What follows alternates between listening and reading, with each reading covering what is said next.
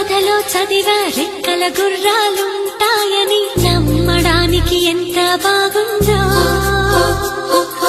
బాలమిత్ర కథలో చదివా పగడపు దీవులు ఉంటాయి